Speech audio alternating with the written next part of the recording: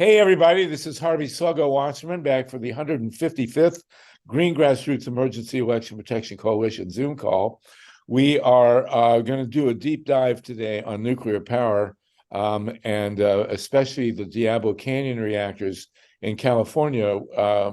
Unit 1, we have just heard this past week, will not, repeat, Unit 1 will not be inspected by Pacific Gas and Electric for embrittlement, which is absolutely insane. And we will go deeper into that. We're going to be joined by Linda Seeley from the San Luis Obispo Mothers for Peace.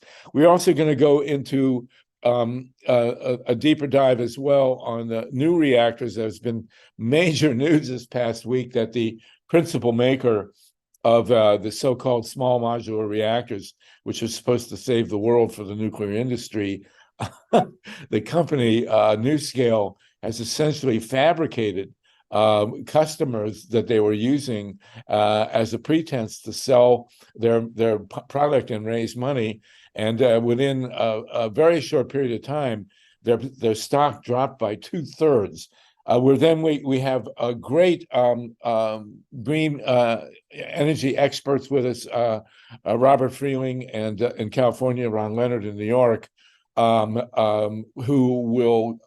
are going to go deeper into where we stand with renewables, which continue. If there's been a miracle in our lifetimes, no matter how long your lifetime might be, at this point, it has been the astonishing progress of renewable energy, and we're going to talk about that. So this whole first hour, if you're not an energy geek, if you're bored by this, come back in another hour. We're going to deal with political issues. The new Speaker of the House, who appears to actually be a human being, his name is Mike Johnson. Stephen Colbert posited that they had just made up that name and then went and found somebody named Mike Johnson to be Speaker of the House. But that's who we're going to have. We also have some major gerrymandering issues in Georgia, North Carolina, and Alabama, and elsewhere.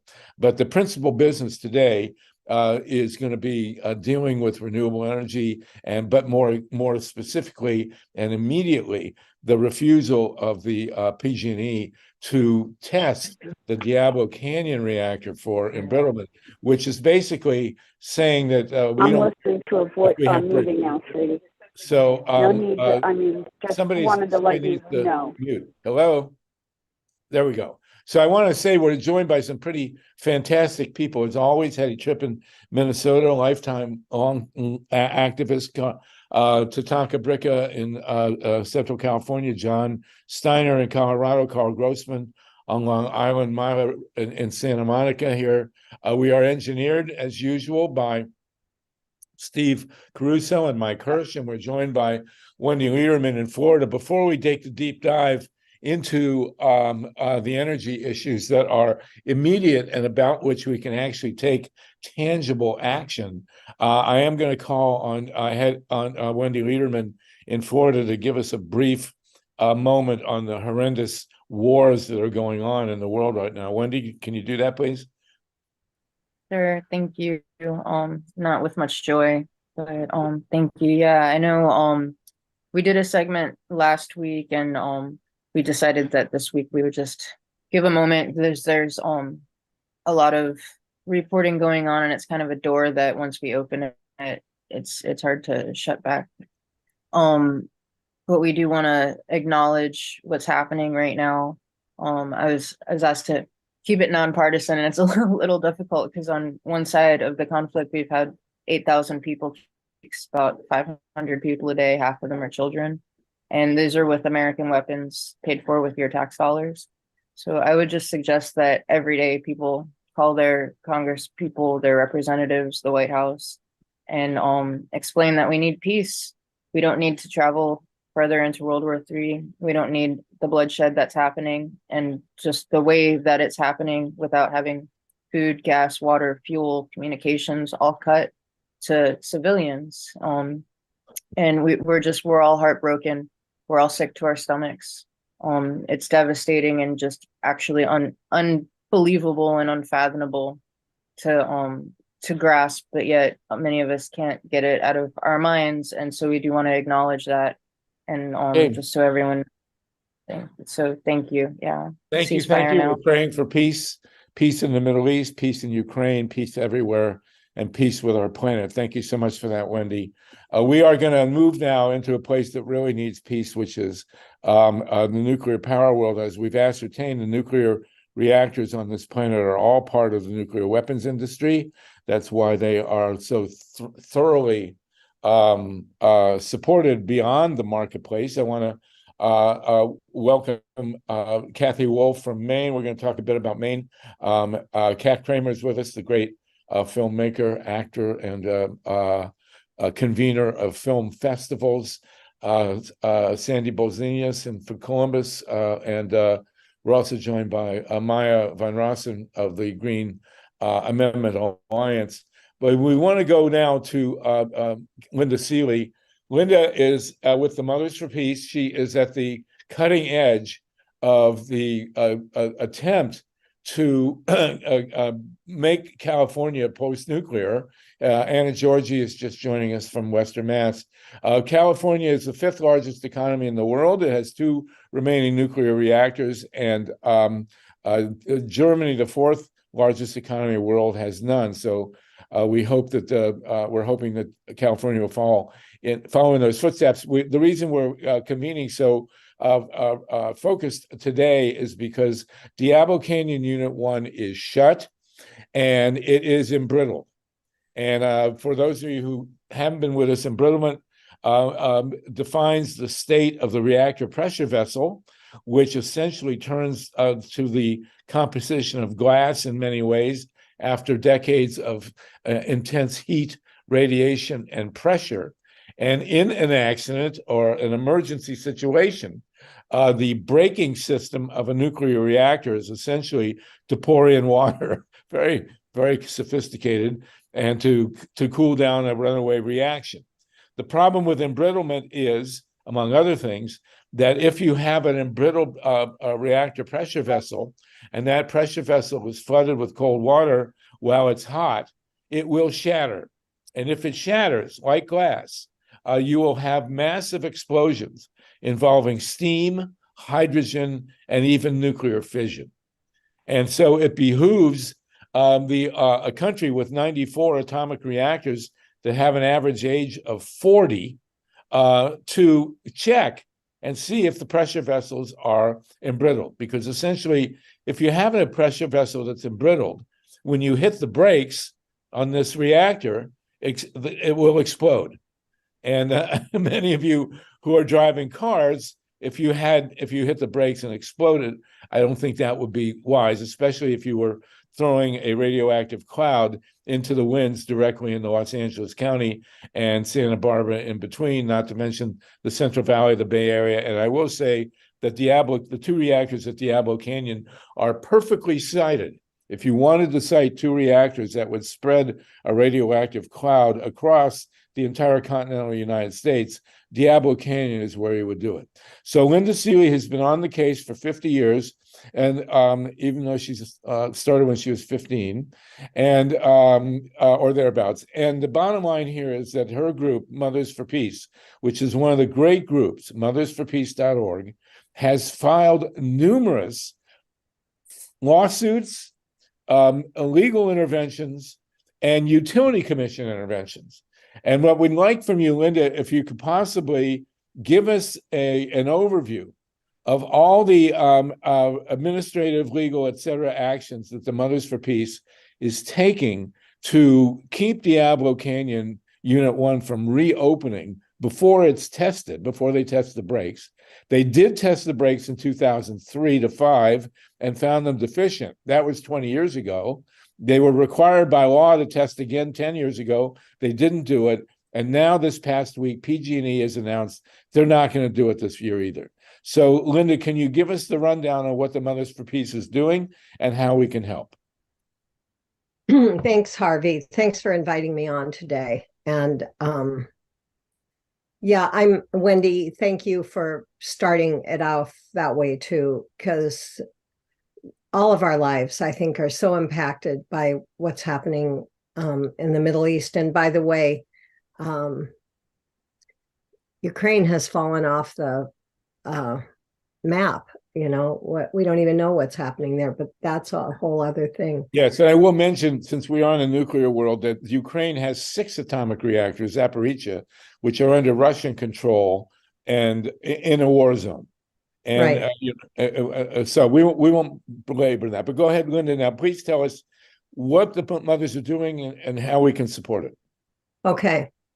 I'm going to start off with how you can support anybody who lives in California. Please call your state assembly member and your state senator and say that we need to get Unit 1 inspected now while it's offline.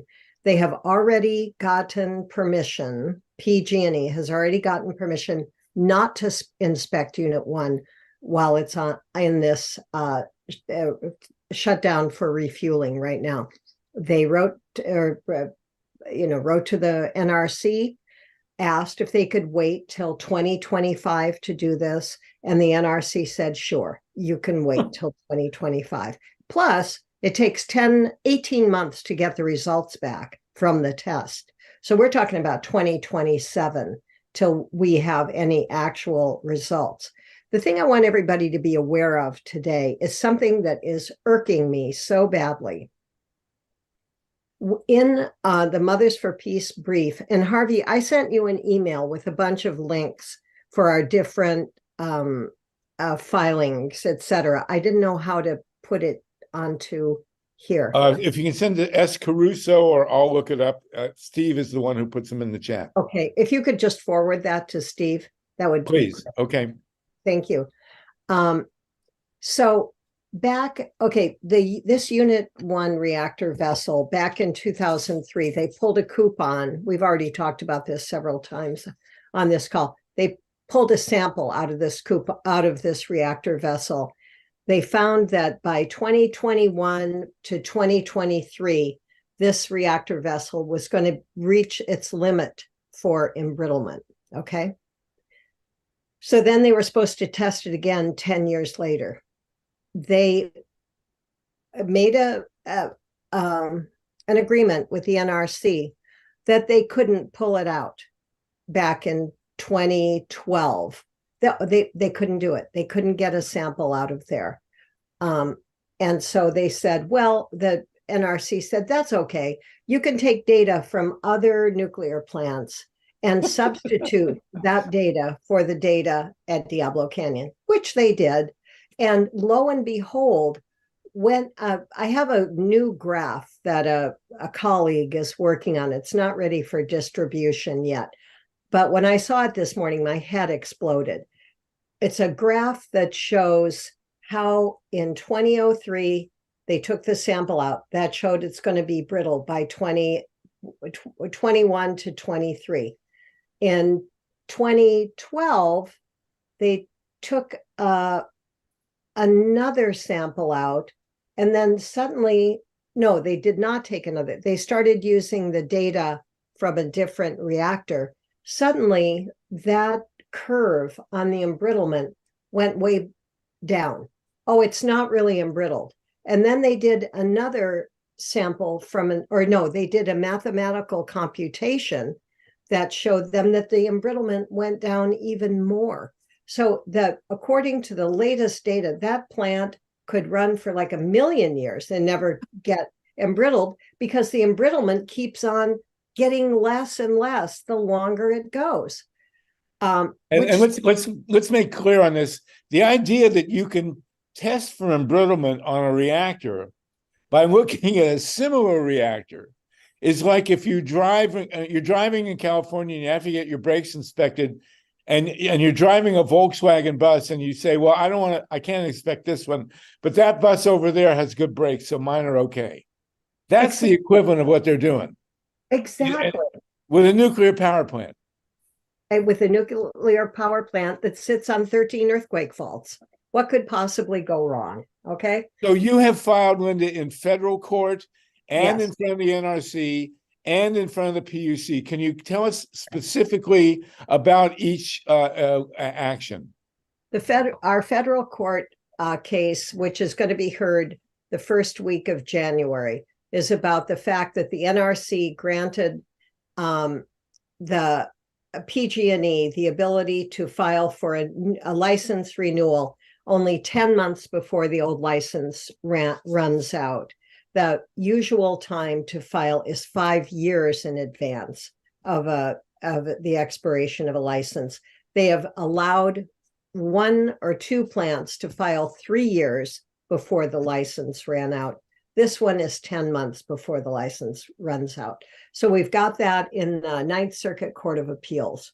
So that's in the federal court.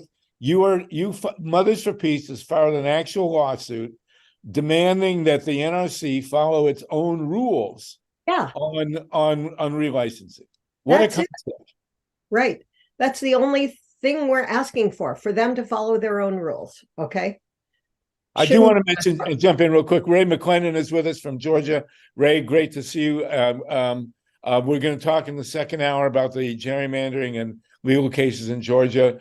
This first hour, we're going to focus on nuclear and energy issues. So hope you can join us in the second hour. If you can't, we certainly will understand.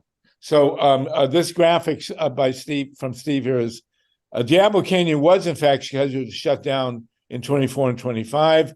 There was a deal cut in 2016, and Gavin Newsom jumped in and now has said they're going to stay open. Go ahead, please. Sorry. Okay, so we've got that federal court case. We have an appeal going out to the Nuclear Regulatory Commission about this embrittlement, the embrittled reactor vessel of Unit 1.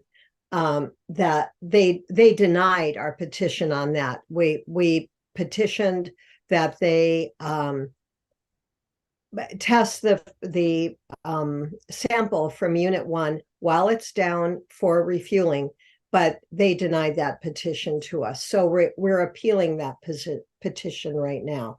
We also have a case in the California Public Utilities Commission where we have proven this is the totally ironic part of Diablo Canyon. The reason that Gavin Newsom wanted to keep it online is because he was worried about blackouts during the hottest time of the year. And the blackouts would come between 4 p.m. and 9 p.m. on the hottest days of the year in California. Well, Mothers for Peace also, all of these testimonies will appear in the chat soon. We hired the former head of the Mid-Continent Independent Systems operator, which is like the big regulator. We have the Cal ISO here. They're called the ISOs. There are 4 of them in the US.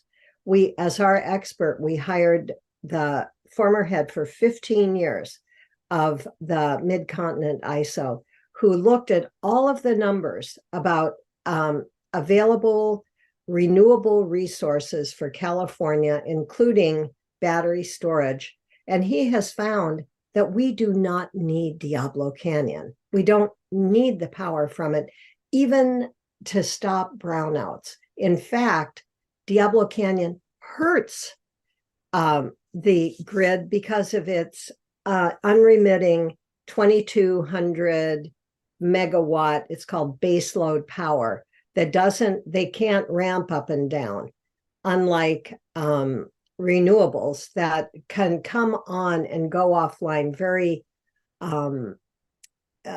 easily.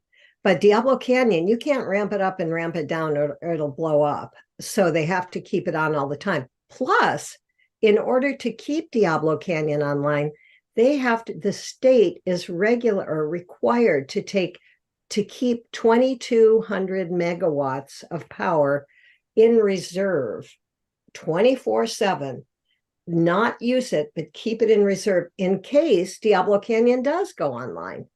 So if Diablo Canyon were offline, we'd have that extra 2,200 megawatts to work with. So we have enough energy in our backup battery reserves to hold us through those critical 4 to 9 p.m. hot times in California, which come up maybe once a year. Didn't come up at all this year. last year it came up once. So Linda, now you've told us about your federal lawsuit. Mhm. Now, are you in front of the Public Utilities Commission as well on this issue? That's And what then I was just talking about. Okay, so now you have a filing based on that. And we Yeah. actually have energy experts Robert Freeling and Ron Leonard to talk about the Great. renewable dimension. We have 57 people on the call. And then you also have proceedings in front of the commission itself about the relicensing. Is that right? Yeah, but they've rejected it. They veered us over to this other part of the commission, which is the staff. We petitioned for a hearing in front of the petitioners. They rejected it. They sent us over to the staff and said we should file. This is too much in the weeds for people to know about, but it's called a 2.206 petition, which is the kind of petition that, like, if you were worried about Diablo Canyon as just a concerned citizen, you have the right to file a 2.206 petition with the Nuclear Regulatory Commission. And I looked up the history of 2.206 proceedings. I only got back about 6 years. Every single one of them was rejected. That's right. What they do when they want to reject something. They send it over to the 2.206. Okay. So you had three major actions, although I will point out that in 1992, a 2.206 petition did help shut the Yankee Row reactor in Massachusetts. And this is important for people who follow this. And well, everybody in California at least needs to know this. There is a precedent for the Nuclear Regulatory Commission to force the shutdown of an atomic reactor that was embrittled. In 1992, the Yankee Row reactor was an old, at the time it was 30 years old. Diablo now is 40, was believed to be embrittled. There was a lot of reasons to suspect. And so for political reasons, there was an actual congressional hearing at which I testified. The chairman of a subcommittee, Peter Kosmeyer of Pennsylvania, demanded that the chair of the Nuclear Regulatory Commission get a report on embrittlement from the Yankee Row reactor. And the Yankee Atomic, which owned Yankee Row, couldn't do the test. And with a gun to their head, they never reopened. They were actually shut by lightning and never reopened. So there is precedent for a nuclear power plant being embrittled and not reopening because of embrittlement. But Linda is right. The 2.206, in Ron DeSantis's phrase, is where nuclear concerns go to die. But at any rate, so what we have going now in California with a truly great group, the Mothers for Peace, is three important proceedings: a federal lawsuit based on them following their own rules, a PUC proceeding based on the fact that Diablo is not needed, and a challenge within the commission on embrittlement. Is that correct? That's right. And Go ahead. Carol Hisasue, one of our board members, wrote in here, what people can do to help is to donate money to Mothers for Peace. I forgot about that. We have hired these expert witnesses that are very, very expensive. And we're a completely volunteer grassroots organization. We have a board of 6 active members, and we are literally working our tails off to right, for get no this pay done. And we need, it's not just that it's for no pay. Our experts are not for no pay. That's the problem. And we have to worry about that. And plus we have 2 lawyers that we have to pay.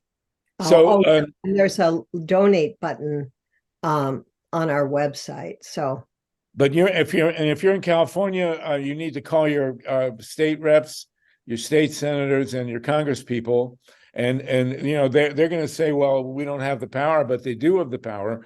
Go ahead, Linda. What they can do, the reason we want you to call your state reps is this legislature created SB 846. They can uncreate it. they can create a new law that says we have enough resources. We don't need Diablo Canyon. It needs to shut down in 24 and 25. And that's what we're working on now. We're meeting with state legislators every day, different ones, to tell them the actual facts about Diablo Canyon, because guess what? They don't know. They are busy doing, it's not because, and I don't, hold it against them, because they're in their own districts. They're taking care of their own constituents. The world is on fire. Things are collapsing. They just don't have the bandwidth unless it's brought to their attention. So if you call your own representative and say, look, this is a thing that can affect all of California. We don't need it, and it's dangerous. I mean, it's like this ludicrous proposition. Here we have a nuclear power plant that could melt down and kill everybody, and we don't need it. So that is like an insanity right there. Right, and it should be illegal. Tatanka Bricker is on with us, and I want to call on Tatanka. He's done a lot of campaigning, has brought a lot of people in, and then we're going to go to Robert Freeling and Ron Leonard to talk about the renewable situation. I do have a hand from Ruth Strauss. We have 58 people on. Go ahead, Ruth Strauss, please, and then we'll go to Tatanka. Gotta unmute you. Yeah, hi. Two quick things. One is, should we be writing, I may have missed it, but should we be writing the NRC ourselves like you were talking about? That's number one. Even if it goes in a circular file, just to be on record, or what would you say? I think so. Yeah. But let them know we are not happy. But your leverage as a Californian is stronger with the assembly. You're better likely to get a better result. I meant both. Yeah, okay. Sure, absolutely. And the other thing I wanted to say is that I know you know this, but this business about 4 to 9, I live near Century City, and I can look out my window every night and see all these empty office buildings just ablaze. That's like one part of Los Angeles, which is one part of one city in the California. And that whole business could be cut down and help immeasurably with the grid. Absolutely. We waste so much. Tatanka, I'm going to call on you in a minute. I know that Myla jumped in real quick here, and then we'll go to Tatanka. Myla, you wanted to jump in real quick, and then we'll go to Tatanka, please. Yes. Go ahead. Yes, thank you. I'm also hearing that Gavin Newsom may be changing his mind on this. He may be embarrassed, and we need to give him to allow him to save face. So please contact Gavin Newsom as well. And I was trying to look up his phone number. So when you're making your phone calls and you're sending those emails, send them to Gavin Newsom as well, and tell him that we have enough energy. We won't be facing blackouts. And please turn this ship around. Thank you. And we got to remember that Diablo at this point, because this is a new paradigm, and we're going to discuss it in a minute, because Diablo blocks the grid with expensive energy. It costs us more than not having it at all, because we can fill the grid with cheaper renewables. It's a new thing, actually. It's only in the last couple of years that this has become true. But that's the reality. Tatanka, please go ahead. Thank you, Myla. Yeah, it may be. I think we're going to have a time where people can brainstorm a little of this. One of the things we need to do is have actions that everything Linda's talking about gets out to ordinary people. So we have to do things that will hold and keep the media attention. The Back to the Future idea is not new at all. We need to get young people involved. We need to get universities involved. The place might be the state capitol. We might consider having sit-ins and teach-ins and just camp there until, people start organizing locally. People organize where they are in universities. People need to understand that this power plant is sitting in their backyard. They don't. And Linda says even the legislators everybody's busy. There's so many issues, and they have their own constituencies. I was at David Harris's memorial on Thursday night, and 3 friends from Southern California didn't even realize that Diablo Canyon was opening. Their attention was elsewhere. I mean, that's how far back they are. These are people that are, will support us. But even the people that understand that it's going to reopen have been sitting with this misinformation, disinformation, malinformation that nukes are green now, sure, digging up uranium and everything they do is green. And that they're safe now, just, we say they're safe. And that, to get rid of coal, we have to do this, all these lies. So, and the young people weren't around when we were around. They need to be educated, and they were subject for 10 years coming out of their social studies classes with nuclear energy paid for information. I mean, there's a reason why we need to think about things that can keep the media's attention so that the people can wake up. And I'm glad we mentioned Gavin again, because I had to, Carol and I were on vacation. I had to miss my high school reunion again. I went to the same high school he went to. And I have a meeting with the woman coordinating everything with our high school about doing something out of his high school. If you want to be taken seriously, Gavin, on the national level, you can't stab the people of California in the back and pretend you're an environmentalist when you do this. So we are leaving you a way out, we're leaving you. You can say you've seen the errors of your ways. My God, a politician that does that will show some, truth and reconciliation possibilities. Anyway, I'm thinking about the possibility of sit-ins and teach-ins in addition to anything else we do, both locally and maybe getting the ex-prime minister of Japan, if he's still alive, to come out and have something in LA, what it's like on the ground for a nuclear meltdown or a nuclear explosion. Well, I will say this, Linda and I have both experienced the San Luis Obispo County Jail, and it's very comfortable. But maybe we need to get out of our comfort zone and go up to Sacramento. But I don't know where the idea that Gavin could be changing his mind is, but it's the way to win it really in California is to mobilize the solar industry. There's 70,000 people installing solar panels in California, and we have the goods, as you're going to hear. We would win in a free market, and this thing is not insured. You can't drive a car in California without insurance or without brakes, for that matter. But nonetheless, here we are. So I'm going to follow up on what Mothers for Peace say they need. They need us to communicate to our representatives very much in the state of California. Well, you can take a bunch of people and go visit your person, and then you can get other people to do the same thing. And we can have people parked out there as well as on site at Diablo, as well as someplace in downtown LA, all with the same very simple message. We don't need it. Right. And it's costing us money. It's costing us money, and it's dangerous as hell. And what people have to understand, and this is very important. I know, I'm sorry, dominating here, but there was a deal made, and the deal was in everybody's best interest. And Gavin Newsom signed that deal. It was signed in 2016 by Governor Jerry Brown, Lieutenant Governor Gavin Newsom, the unions, for God's sakes, the company, the local governments, the environmental groups, and the regulators of state and federal. The Nuclear Regulatory Commission signed off. This was a deal. The only people that didn't sign off were the Mothers for Peace, who demanded it be shut immediately, which is perfectly fine as far as I'm concerned. But nonetheless, this was, if ever there was a solemn across-the-board deal that should have been honored, it's the one that was cut in 2016.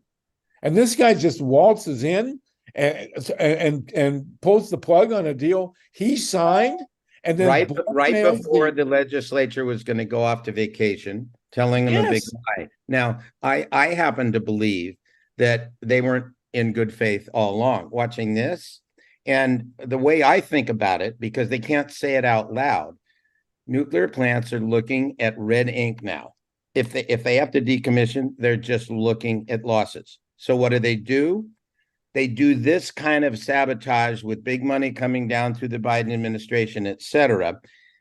Basically, the message is we're incompetent, we're broke, we're too big to fail, and the people will pay for us simply to keep going, to have the situation be even worse for the next generation. It's a too big to fail ploy, which we've seen before, but that doesn't even get uttered. But I think that's what's happening. Yes, and what people don't understand in California, and Mary Douglas has correctly pointed out, this is a national issue because, among other things, because of where the plant is situated.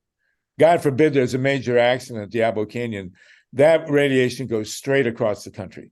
I mean, that's where it's like, focused. But what people don't understand, I don't think, in California is that the Bill 846 that they ran through the legislature makes everybody in the whole state pay for Diablo Canyon. It's no longer just limited to PG&E's service territory. And Carl Grossman knows this very well in New York. When they bailed out the 4 reactors in New York, Cuomo made the whole state pay for it. And they're Carl's sitting on Long Island, hundreds of miles from these 4 reactors in the upstate.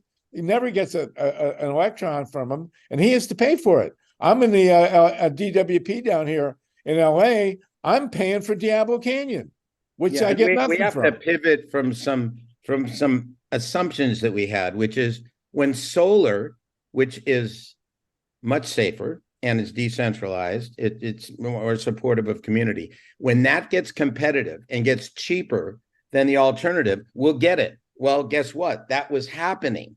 So California leads the nation in solar. That was happening. In order to prevent the market from working, we do a backdoor too big to fail, and the public pays, and they lie that it's safe, and they don't even want to face embrittlement. Obviously, they're running from that. So we just have to. We need people to understand this, and we need to understand that it's in their backyard, even though they think they can keep it out of sight, out of mind. In the history of the anti-nuke movement, I'll get to Justin and Maya in a minute, and Linda, we've had this conversation. In the history of the anti-nuclear movement, when we've won, it's almost always been on economic issues. Mm-hmm. And San Onofre won because the thing, I mean, what they did in San Onofre, it's like you have a flat tire and you put the wrong size tire back on the car. I mean, these people were just so stupid. And then they had an actual radiation leak, and they were losing money.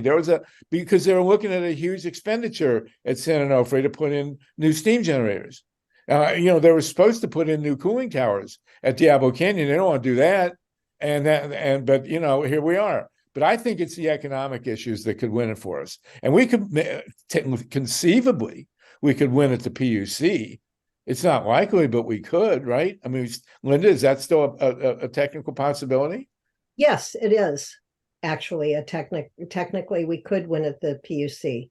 But, by the way, Mothers for Peace, we are meeting with the commissioners too, to talk with them and explain to them the reality of this situation rather than this fantasy that we've been given.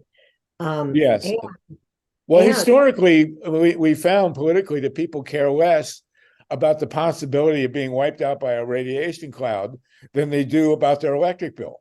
I mean, it's the political reality. So there you go. Justin and then Maya, please. And let's keep it to where we can really do stuff here. This is very good. I really appreciate this. Thank you to talk about. And anybody else wants to jump in on this brainstorm, that's what it's for. We have 63 people with us. Go ahead, Justin, and then Maya, and then Wendy. Yeah. So some specifics that have clear relevance. One of them is San Onofre shutdown. We mentioned about the economic case for the long-term costs versus the short-term shutdown. A big deal about that, from my understanding, is that even with realizing that it wasn't going to be profitable, SoCal Edison still had to be in some ways bought off to go through the process of the decommissioning. Now, and a lot of ratepayers are still paying for it. That said, it still would be, I think, a lot less than what the expected price tag of Diablo Canyon's extension is. They want to say that it'll be about $3.3 billion to operate it unto 2030. And so that's a lot of money that, $1 billion is 1,000 people's salary for a year on median wage. And that's 3 of those. So that's a lot of money. And secondarily, in terms of like saving face for Newsom, he could actually offload the responsibility, the burden onto the Coastal Commission, because they recently reauthorized, I believe it's something like 3,700 megawatts of natural gas plants that were scheduled to shut down, and they could reauthorize all of those too. And of course, Diablo Canyon is only 2,300, so almost double. There's plenty of margin just in that alone, much less any of the other demand response that we could. You're right. And what we'll hear, Justin, is they don't need it. They don't need to do that even. I mean, we've got all we need from wind and solar and batteries. Yep. Even those are excess. A total of 35% margin, and in the peak summer, Diablo is less than 5%. Right, and just for the record, we have 1.8 million rooftop installations in the state of California, which generate as a whole way more electricity than Diablo does. About 7 times. A fraction of the cost. So we have Ron Leonard and Bob Freeling on who are going to talk about that. Let's go to Maya, Wendy, and then we'll go to Bob Freeling and Ron Leonard. Go ahead, Maya. So thank you for the powerful conversation, and Linda for the great leadership. Really, really wonderful. I have a question for you. The California was identified as one of the 7 hydrogen hubs. And the California hydrogen hub, like the hydrogen hub I'm on the East Coast working on the Delaware River. And the hydrogen hub that's targeted for the Delaware River, like the California hydrogen hub, is being billed as a hydrogen hub that's going to be all it's going to be green hydrogen, right? So it's going to be all clean energy is going to power the creation of the clean hydrogen, right? But very clearly in our hub, they are very clearly stating that they view nuclear as part of the clean energy that will fuel the hydrogen hub they're proposing here. And we also have plants that I've been battling for years, that should be shutting down within the coming years. And what's very clear is they're articulating, or they're naming the companies that own those plants. So it's very clear they're planning life extensions for those operations because of this hydrogen hub. And so I was just wondering, I know it's horrifying, right? But I was just wondering, Linda, if that's come onto your radar at all, this new hydrogen hub proposal. It has, and I haven't spent that much time with it, but there's a consortium that's built here. It includes this, I wish I could remember the acronym, but it's these leaders. SCREWU. What? It's SCREWU. No kidding. It's between, like, Vandenberg Air Force Base is here. Now it's called the Space Force Base. And there's this relationship between Vandenberg and using the Diablo Canyon site as the place for this renewable energy hub, which may be the hydrogen hub. And maybe secretly deep inside, they're planning on using the green renewable energy from Diablo Canyon to power that makes my heart just. Yeah, I'm sorry to raise it up, but I mean, we're finding, for a lot of reasons, nukes and other things, but there are a whole lot of battles we've been having for years where they were at various stages, and the opposition just got new life because they're now getting tons of money from the Biden administration to lift up all this crap under the guise of making clean hydrogen, which in and of itself is a misnomer. It's Right. well, Maya, I'm don't- sorry to raise it and put it Maya, on your don't- radar, but it's an important one, I think. Maya, don't apologize, because the other thing unsaid, which connects the dots, is the only reason for the existence of nuclear power is fission material for nuclear weapons. And they need it. They need it to go in space. They need it for the land. And they're not talking about that. And if you listen to, Right. to Oliver Stone's film, Nuclear Now, which is a bust, and RV wrote a great article on it. The very first thing they said is, one of the problems is people are misinformed. When we say nuclear power, they think nuclear weapons. Right. But That's the point is that precisely the point. And that's the Yeah. point that nobody talks about anymore, because that's by design. They don't want us to connect the dots.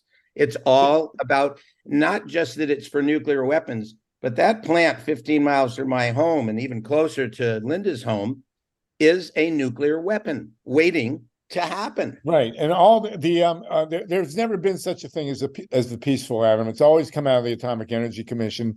It's fissionable material, it's trained personnel, and it's infrastructure, including waste management, that they need the civilian industry for. And Maya, all the reactors, I assume you're dealing with Limerick and Peach Bottom, and the ones in Delaware. All the reactors in this country average 40 years of age, and embrittlement is a huge issue. And it's not that hard to understand.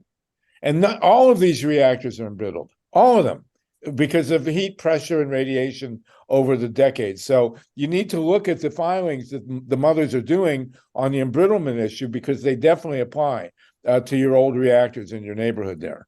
And you can go back and get some great quotes from Joe Biden, who lived across the river from a nuclear plant in New Jersey.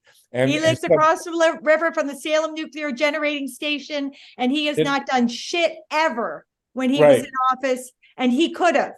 but he also Oh. has great quotes about it and about the Nuclear Regulatory Commission. Yeah. You got to go back and see what he said. It was actually quite amazing. Let me do Connie Klein, and then we'll go to Wendy. Okay, Connie's in Ohio dealing with the Perry reactor. She's 35 miles from the only reactor in the United States that's been hit twice by earthquakes in Ohio. Thank you very much.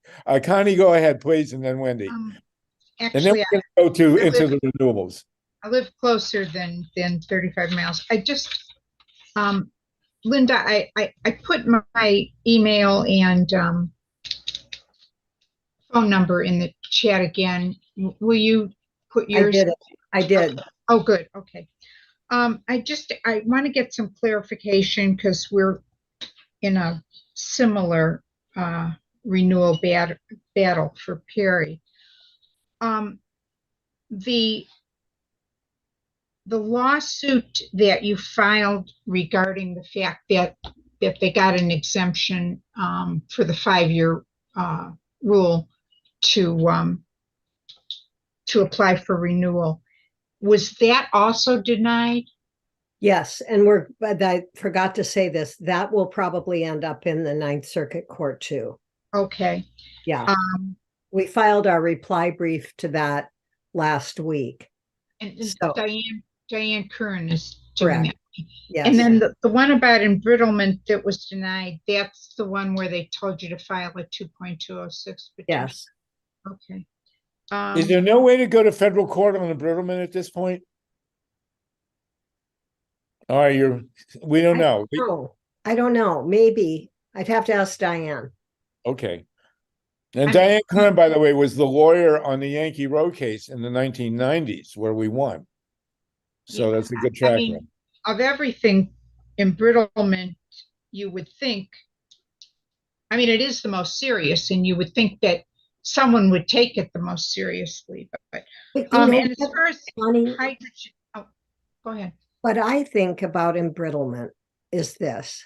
I think that the human being's greatest, most adaptable and strongest response is denial. And that's for everything. It's not just about nuclear power. And they go well, look, it's practically 40 years old. Hasn't melted down yet, Right. I really think that otherwise people would be terrified. Yes, Well- it's truly astounding.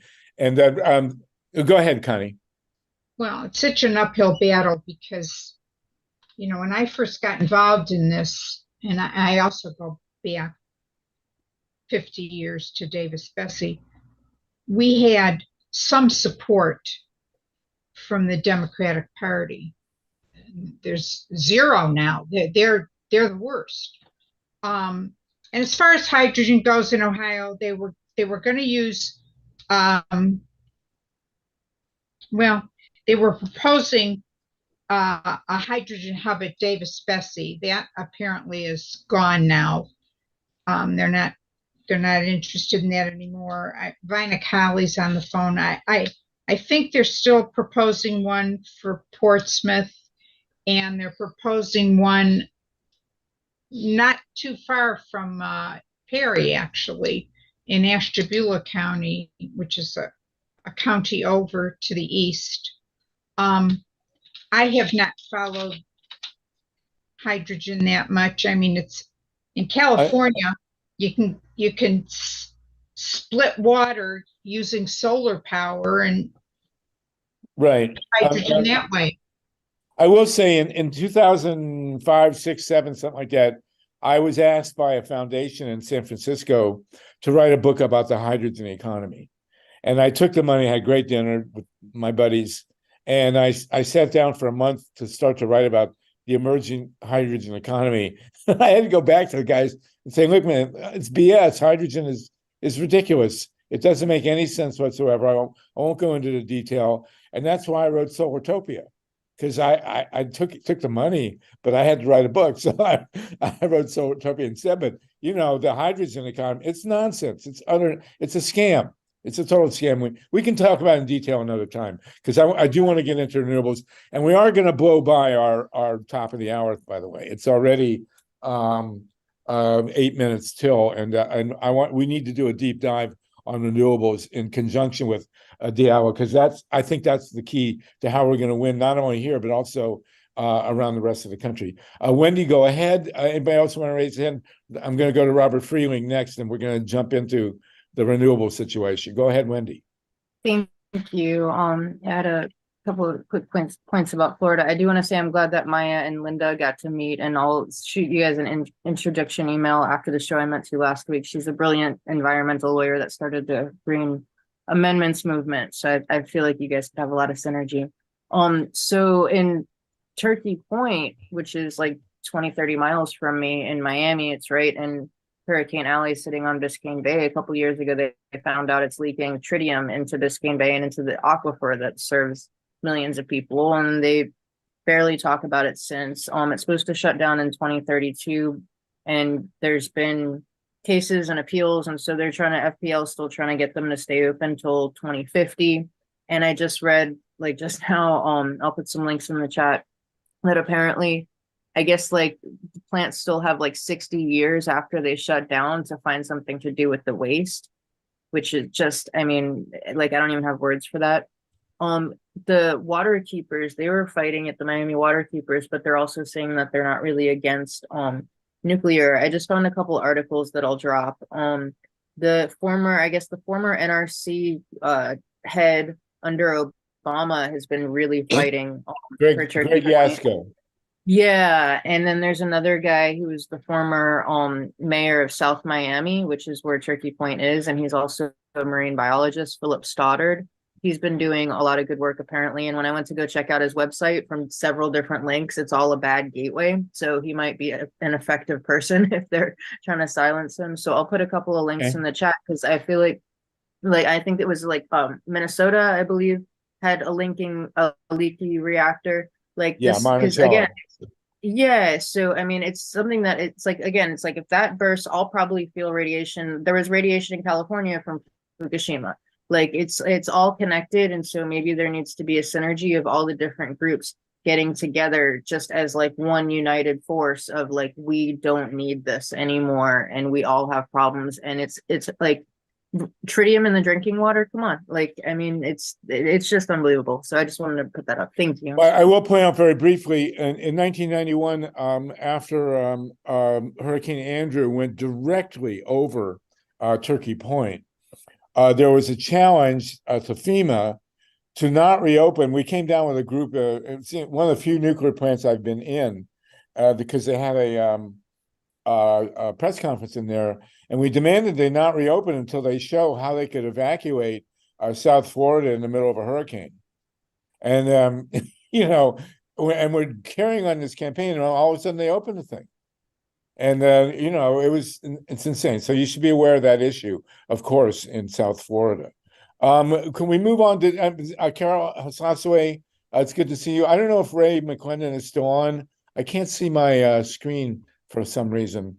Ray, if you want to jump in and talk a bit about what's going on in Georgia with the legal situation, and of course, Ray's Georgia. not here. Not Okay, here. he left. Georgia, God help them. They're about to get a $40 billion bill for 2 reactors. It's insane. But let's go now. As we near the top of the hour, let's switch into the realities of renewables, because that's really the key, Linda, I think, and everybody else, to winning in California and elsewhere, because wind and solar have gotten so big everywhere, but especially in California. They don't have a leg to stand on economically. Quite the opposite. So Robert Freeling and then and Ron Leonard, if you guys want to. Oh, Mary Stonewall, you said you have to leave. Do you want to say something very quick on renewables, and then we'll go right to Robert? Go ahead, Mary. Very quickly. Yeah, quickly. Number one, I really think we should petition to get radioactivity no longer called nuclear, because that was a coin that they come up with, so it sounded like it was clean and better than coal or whatever. So we got to get rid of that because it's a misnomer. And number two, I've mentioned before, there's a Georgia case that happened in 1793. If we could overturn that one case, you, the citizens, can have more power when you go after these nuclear power plants because of them contaminating your land and water, because it's an infringement on your inherent natural rights as a U.S. citizen. Okay. And that infringement got taken away from you with the court case of 1793 in Georgia. Yeah, I remember it. But I don't remember the name. If you put literally, I do remember the case. I just don't remember the name. If you put it in the chat, that would be great. All right, I got to go because I'm in college now. Oh, good for you. All right. Well, but anyway, go ahead. Thank you very much. Robert, I'm going to get to you in a second. I'll give Alex a minute. Alex, go ahead very quickly, please. We didn't unmute. There you go. Go ahead, Alex. I really like what you talked about before. Thank you very much. We appreciate it, and we're glad to have you on the call. Keep with us.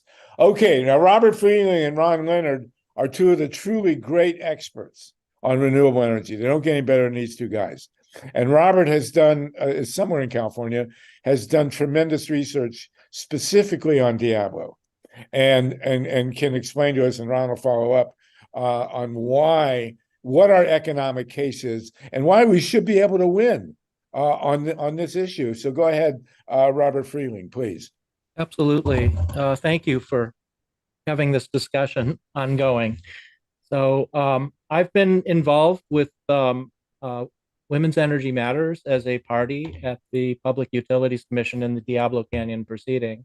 We were involved and worked with Mothers for Peace, actually, in both proceedings. The original one to shut it down back in 2016, and then unfortunately having to come back and relitigate this issue. As someone pointed out, this had already been a settled matter. Maybe it was Linda who talked about that. We already went through this, and PG&E actually made the case themselves that the growth of clean energy in California was going to render Diablo Canyon irrelevant in the future. Not only irrelevant, they argued that it would be an unnecessary expense, that it was not needed for reliability. They made all those arguments themselves in their written testimony.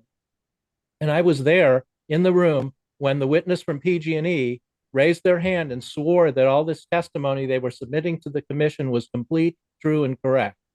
It was on PG&E's word, if you want to trust that. But in this case, it was true. And they made multiple arguments for why Diablo Canyon would not fit in a clean energy environment, which was being mandated by state law and was growing quite rapidly. And one of these was the conflict between solar and wind energy, demand as a second element, and the fact, as Linda pointed out before, that Diablo Canyon provides inflexible baseload. And it's inflexible on a short-term basis, meaning from minute to minute and hour to hour. And it's during those periods of time that renewable energy varies, but it turns out that's also the period of time over which demand varies, because demand is not flat like a baseload plant. So solar and wind don't really introduce a new fact into this. Demand already changes, and nuclear is already unsuitable to meet that need and always needed auxiliary sources of fossil fuel and other types of energy in order to balance supply and demand, because nuclear power cannot do that by itself. So that was one thing. PG&E actually produced a graph, which we put in our testimony. I don't know if can I do a screen share? Yeah, Steve handles that. Go ahead. So how do I? Yeah, hit the green button, get your screen ready to go, and hit your green button and select that screen in the share, and then click share on the right side. Let's see if I can do this. Because I'd like to share some of the things that well, of course, screen share does do. Oh, there you go. Okay, but you got to remember we're also on radio, so you got to be as explicit. Yeah, I'll try and verbalize the the imagery. So the first image I have here, which is in our testimony, is the history of greenhouse gas emissions in California since 2000. And during the 2000s, the first decade of this century, greenhouse emissions in the electricity sector in California peaked at about 120 million metric tons per year. That was about a quarter of the greenhouse gas emissions of the state, which made decarbonizing electricity a very high priority at that time. And those of us working in the electricity sector policy understood this was low-hanging fruit, because we only needed to put together a handful of policies together, because there's a limited number of power plants and they are generally regulated and controlled by the government. Yes, there are elements of market there, but energy, every form of energy in this world is highly regulated and controlled by government. So government is a decision-making point.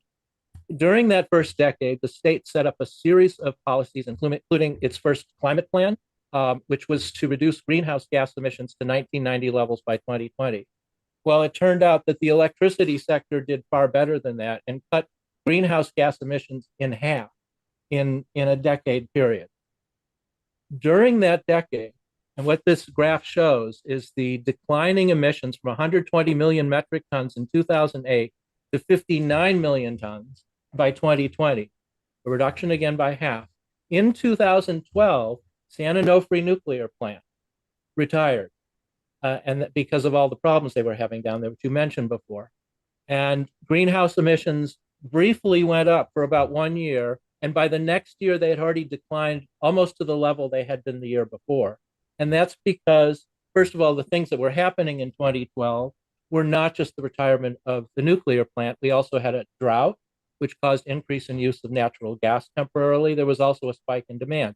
If those things had not happened, the retirement of San Onofre would not have resulted in any increase in greenhouse gases that year because of the rate of the growth of clean energy.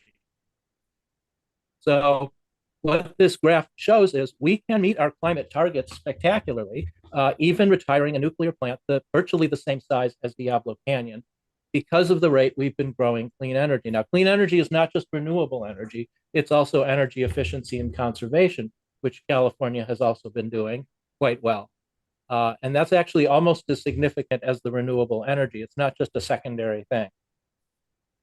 A second point is that the growth of renewable energy, California currently has about 30,000 megawatts of solar energy. About half of that. 30,000 megawatts. How many megawatts is Diablo Canyon? Diablo Canyon, great question, is a little over 2,000 megawatts. So 2,000 megawatts So versus that's 30. about 15, over 30,000, yeah.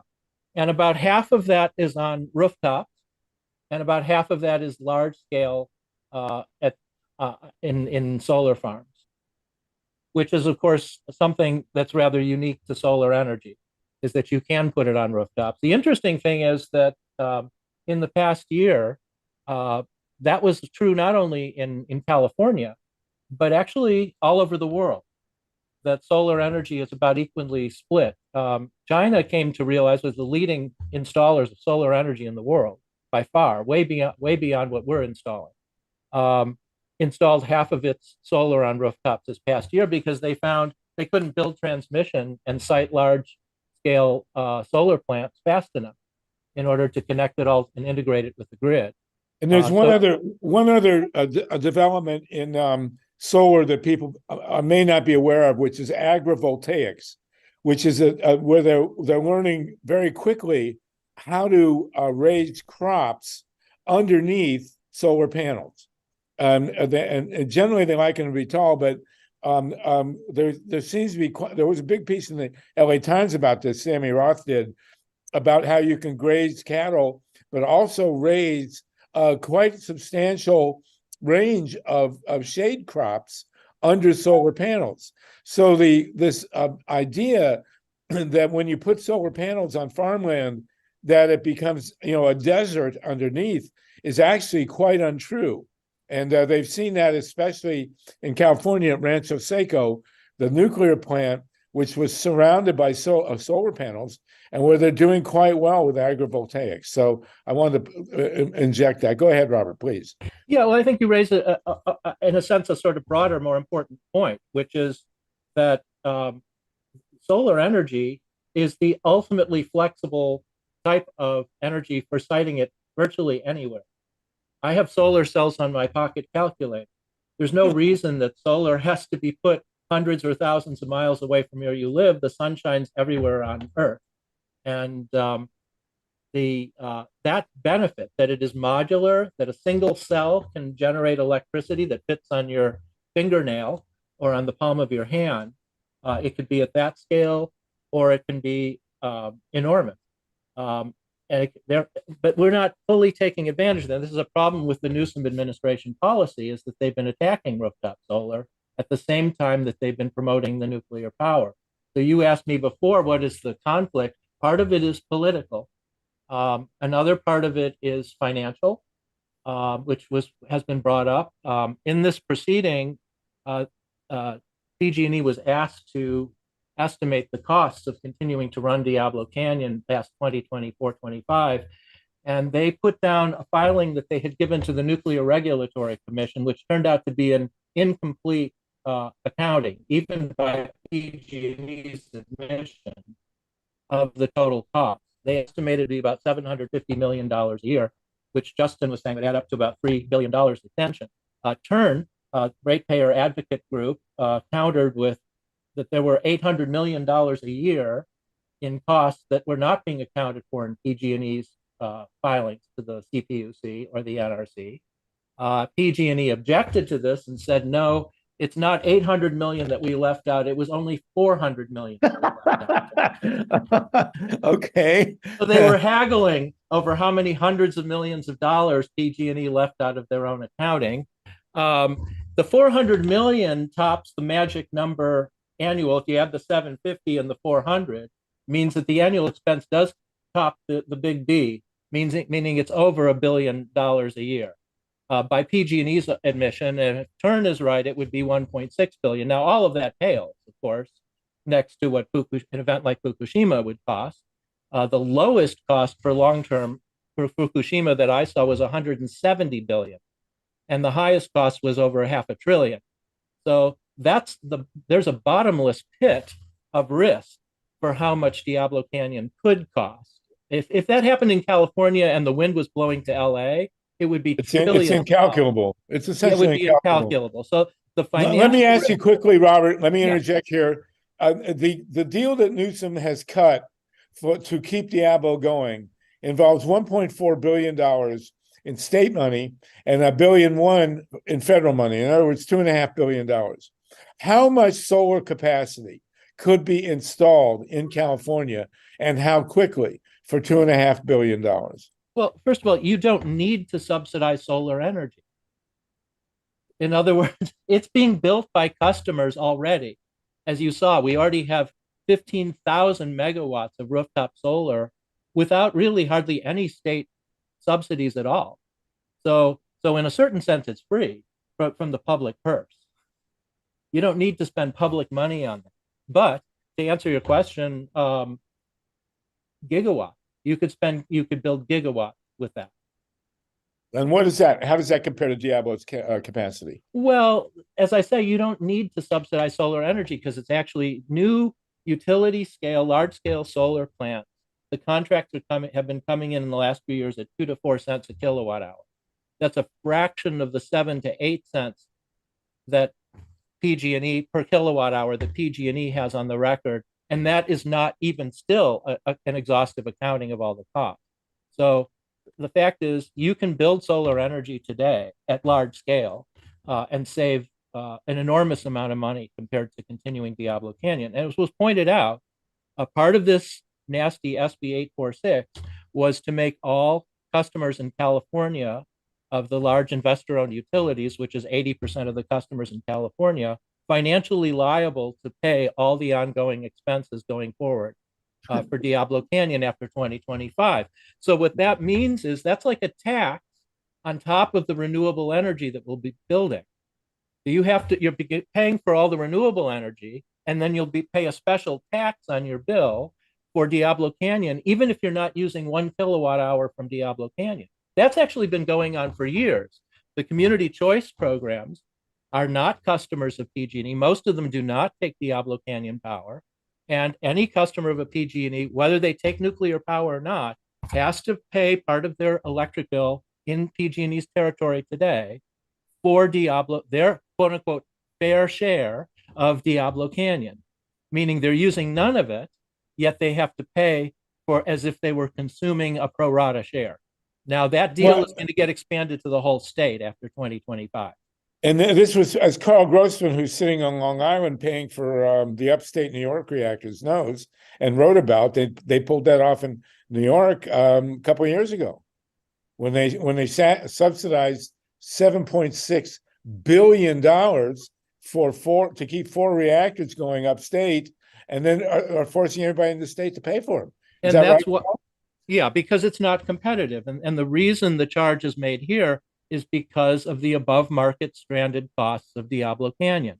That's the part that they charge customers who have left. So the idea that Diablo Canyon's saving money, which is what the green nuclear people said, that it was going to save us money to extend it, historically and in the future, that's not true. It's costing extra money, which is precisely what they're charging other customers, is for the above market stranded costs. That's what people pay for. It's unbelievable. Let's let Ron Leonard jump in, another great expert on renewables. But this is all stuff, this is where we can win. This is the winning issue in California, I think. And I know that the mothers are in front of the PUC. I believe A4NR, Alliance for Nuclear Responsibility, with John Giesman, who used to be with the PUC. This is a great way to go, I think. Go ahead, Ron Leonard, please. So there's a lot of pieces in this pie, and the pie adds up to what are we going to do? And their argument on the other side of the equation is this, oh, geez, this renewable stuff, we've never done this before, so we have to do what we used to do with the nuclear power plants and polluting turbines and other things. It's just too hard to think about it, but that's not true anymore. So first truth. Solar saved the grid. Solar saved the grid in California in the exact heat wave that was described in our call. And the way it saved the grid was partially California's fault, because California had an adequate number of batteries on the grid to basically handle the excess load that occurred at 7:30 at night. But what did they do? They turned those batteries down. In other words, they drained them at 2 o'clock in the afternoon. Why? Well, the law says that you have to drain the batteries when the price for electricity reaches $1. Stupid move number one. Stupid move number two was that they really didn't consider the simple fact that any grid study in the world, any right-minded ISO in the world, the California ISO to be specific, knows when these loads occur and how to deal with it. Now, if you look at a concrete example, and it's in the chat, Australia, really is a canary in the coal mine, which is what I put in the chat. And the canary in the coal mine, Australia, basically gets 32% of its energy from solar. Rooftop solar is the major part of that, a whopping 57% of the installed capacity. Now, the funny thing is, whereas California has this, 1.5, 1.8 million solar roofs, Australia has 3 million solar roofs. Whoa. And they give a majority of that power that Australia needs every day. And it works. It works very effectively. It's cheaper. The prices in Australia for power that used to be from coal are falling. It all works. We don't have to rethink the world. We don't have to reinvent things. We have proven this. And we've not only proven it in Australia, we've proven it in Hawaii, because their other argument is, oh, we can't have this distributed solar, which reinforces the effectiveness of the grid's delivery of power. Solar in where the power is needed, we can't do that because the local grid can't handle that. Well, the local grid in Hawaii is now transmitting sometimes 110% of their rated capacity for that line in the local grid with solar energy. It works. It's functional. It's cheaper. It's sensible. It's a smart thing to do. And the last part is the little action that California did last year called NEM3. And it's the mouse that took down the world recently, sadly. And that little action, which before California decided that they were going to cut back the rebate, which is what NEM3 is about, net energy metering, which is what NEM stands for, worked great. They were willing to put more solar in it on a yearly basis to increase the 1.8 million solar systems 40% per year on people's roofs.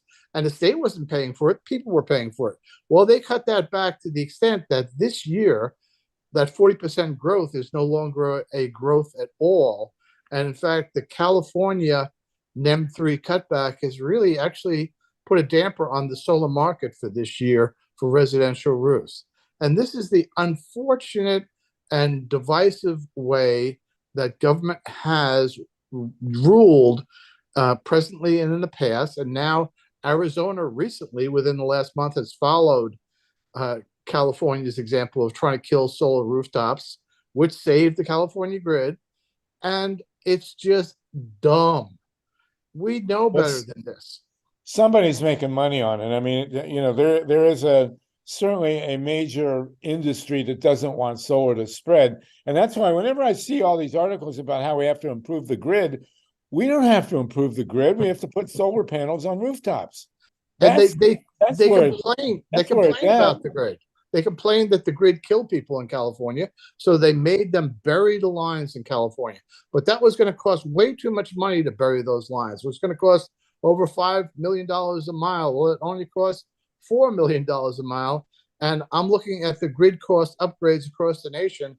And just for standard overhead lines, the utilities are scoffing up to the tune of $6 million a mile to put an overhead line in.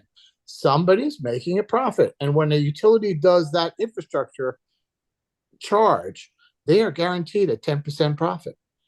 It seems that the King Kong, coal, oil, nukes, and gas, is most afraid of rooftop solar. It's like watered for the wicked witch of the West here.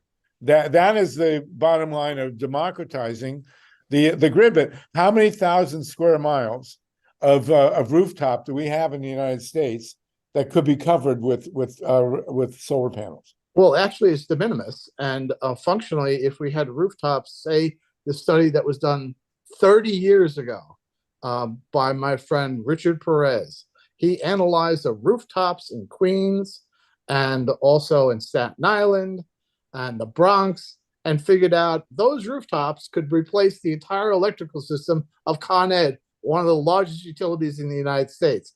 And he looked at the amount of solar space needed for the entire power system of New York State, which is 30 gigawatts, would be 0.15% of the state's area. We have more rooftops, more parking lots, more bad land, which would be things like landfills and I don't know, And also the aqueduct. The aqueduct is 400 miles. Exactly.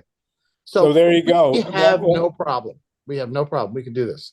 Linda, this is, I think, politically, this is where we can win. It seems to me, because you don't have trouble selling solar to people in California anymore. People know it works, and they know there's money in it. What we need to do, I think, above all, is to organize the solar industry. I don't know why they're not politically active. We've had this for 40 years. The solar industry apparently is politically brain dead. We've never got any mileage in shutting any nuclear power plant from the solar industry. I don't get it. I interviewed in 1976, I interviewed the head of the sheet metal workers union. His name was Ed Carlo. And they were all excited about solar because they did air conditioning. But then he got indicted on something and it never, what can I tell you? But this is how I think politically, this is where we win. Well, I think we also need to look at the laws that favor our argument. And obviously the federal laws are in our favor now. But Linda, I think you really should look at the externality in California, which happens to do the state environmental permit for Diablo turning back on, requires them to analyze the hot water going back into the bay again. And we won that case in New York against a Speedies permit, polluting them, ignoring the fact that they had to apply for that permit, and took it to court, sued New York City in 2001. So you could stop nuclear power on the state law that requires them to follow procedures and file permits, because the federal law obviously is lacking in sanity. And if you look at reservoir.org, you'll see the result of suing Mayor Giuliani for trying to kill a major trout stream. For some reason, my screen is a little screwed up. I can't get a gallery to see whose hands are up. Myla has told me that Robert Freeling. Robert Freeling has a hand. Steve Caruso. Yeah, get Robert on. Dorothy Wright, Robert Freeling, Paul Newman. Yeah, I can't see the. At any rate, let's hear from Robert Freeling. Right. And then Steve Caruso, and then Paul Newman. Dorothy, she's still there. Oh, okay. I can't see for some reason. Okay. So should I start? Where are you, Robert?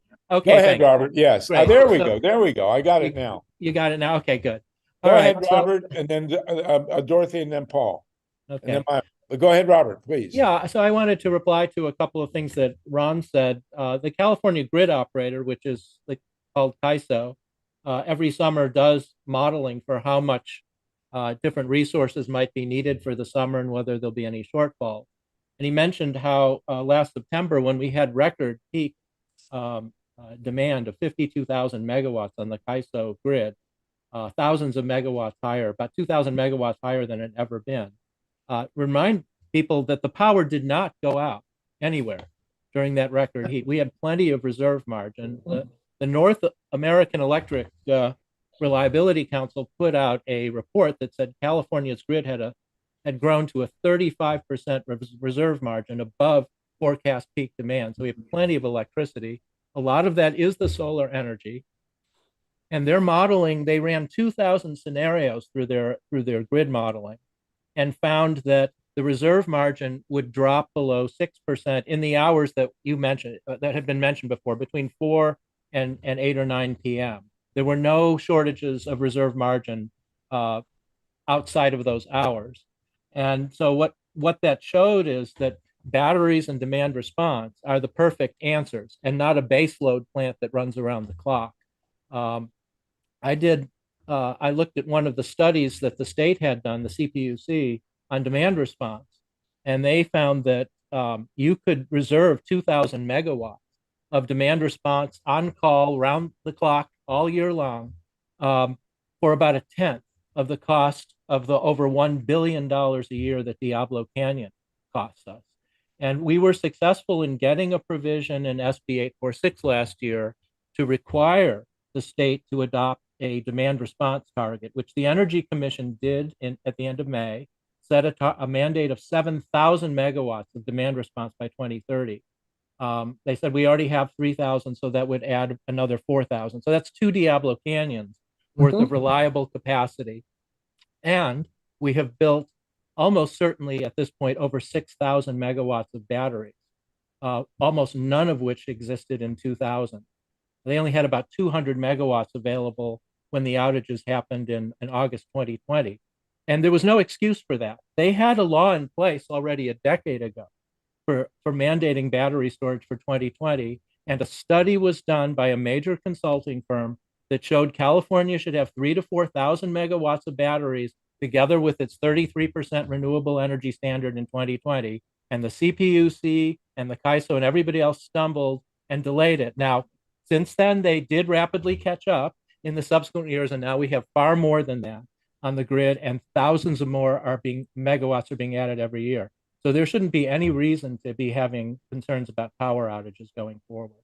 I think the governor is covered on that issue.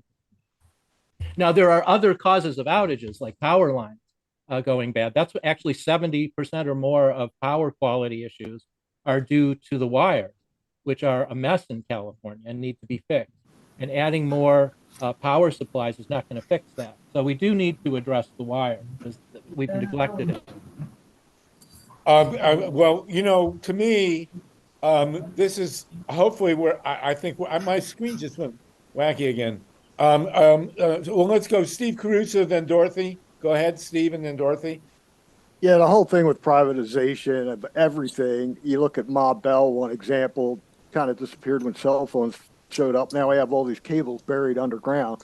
So the same thing with solar. I mean, there's no reason to be giving all this wealth and money to privatize the industry. It doesn't need to be done, and it should be in the hands of the people, which is essentially nationalizing the system, which scares the bejesus out of the right wing. So that's my point. A good one. Dorothy, please, Dorothy Wright.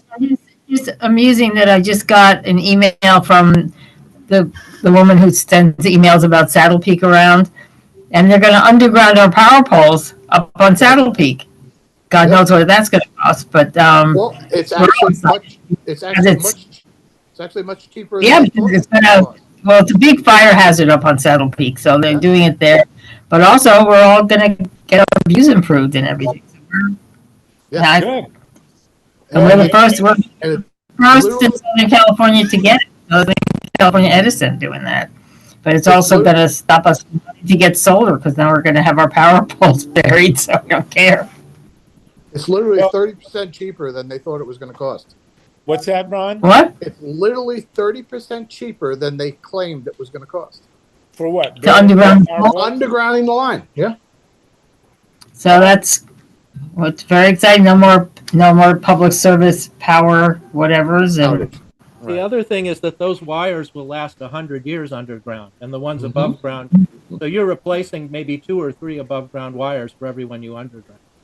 And overground lines in the high temperatures sag, and they have to derate them. Underground lines have no problem. So it's exciting news for Saddle Peak. Paul Newman. Paul actually has solar panels on his rooftop. Paul. Oh wait, you're muted. You're muted. Hold on. Yeah, I'm unmuted now. But thanks to you, Harvey, I got solar through a recommendation, and I got about 18 panels. And when the CUP, the California Utilities Commission, had that hearing on net metering, I called twice, first of all, and just about everybody was against net metering that was on that line. And I waited all 3 hours. It was probably 4 hours that it lasted, and nobody was for net metering, first of all. And secondly, I called Stan Kurtz from LA Solar. I spoke with him, And I said, are you aware that about this net metering and everything? He didn't know about it. You know, and you bring up a really important point. A lot of the people in business, for some reason, seem to be ignoring what's going on or something else. Yeah, it's outrageous. It's really outrageous. And Paul, how successful have your solar panels been? My solar bill for the year, and that includes air conditioning, central air conditioning and everything, was $325. Wow. And what do you pay for the panels? Do you have a monthly? 2019, I bought the panels and put them up. Oh, you bought them outright? Yeah. And what did you pay? Do you remember? Pardon? You remember what you paid? Yeah, well, with the tax credits and everything, it was 23,000 minus the tax credits, so it was $13,000.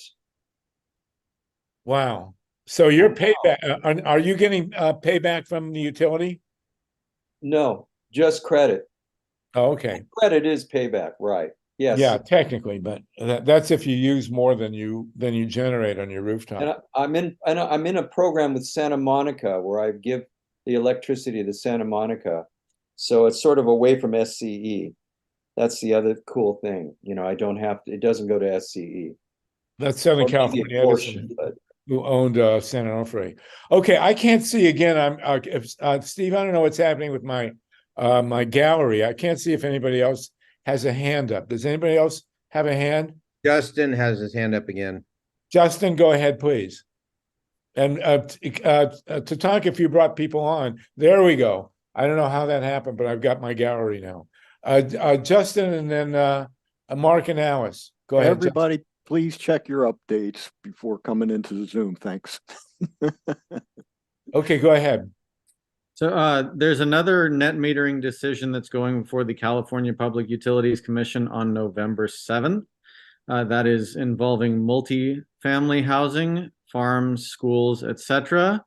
And so in the NEM3 decision, one of the provisions that was originally there that they ended up taking out was that all of the electrons from your solar panel first have to go to the utility. They cannot go to your self-consumption. And I know this sounds insane. In fact, it is, because if you own something, you have no statutory nor natural law responsibility to just hand it over to somebody else. That's takings, is what it's called under the law. Even worse than eminent domain, because eminent domain, they actually pay you fair market value to take. In this case, PG&E wasn't, you know, there's no fair market value. PG&E is setting its own value. And so that provision is still in the multifamily farm, school, etc. Virtual net metering proposal, which is coming up on November 2nd. And so I encourage everybody to register your absolute disgust with the CPUC on that end of things, because it really is unconstitutional. And then the other thing about, you know, PG&E and their tactics is, I do wonder if a lot of both fire liabilities, also the San Bruno pipeline liability, and various other, you know, as Ron Leonard said, too incompetent to fail bailouts are, you know, piling on with PG&E. And one of those that has been put forth is also increasing people's monthly minimum charges, so that just being connected is considered a privilege that you can pay up to $1,500 a year for. And insane. Yeah, they're piling on ways to bail out, and I can't help but wonder if a lot of that has to do with the $22 million that PG&E gave to Gavin Newsom for his reelection over the years. Unbelievable. It's unbelievable. Thank you for that. Mark Amley? Mark? Yeah, I have two areas to cover. First of all, on wind power, we've had battles on offshore wind and won most of those battles over time. But on onshore and up the land and in the mountains and so forth, every single case, all it takes to win the battle was to have a specialist go out to the actual site and say, no, don't put it right there, put it over there. And you know, make it this tall, you know, that kind of stuff. That's all it took. So you really need a person who understands nature and so forth to actually go to the site, a specialist. And then we've always been able to solve the problem, make everybody happy. Now in solar, we've done very well with one exception, that George Washington University mistakenly wanted a part of their college thing to have a solar power. They would have had to clear 200 acres of old growth forest, and we actually stopped that. But basically, again, usually it's just a matter of the devil's in the details.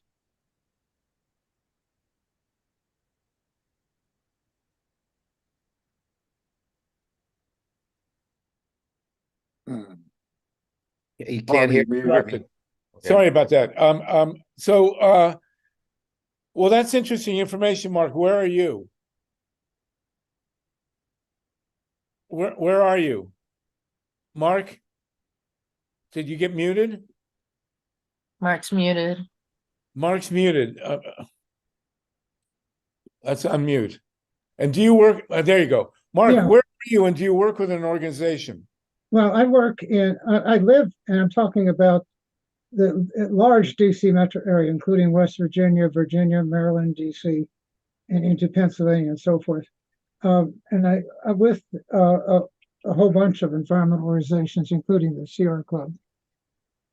So you've been able to successfully put in wind power where there's been opposition. Have you been down to Cape Cod? Have you looked at the town of Woods Hole and Falmouth? What's the latest on that one? Terrible. They two people in Woods Hole. They had big functioning windmills, and they basically shut them down there in the dump. Oh.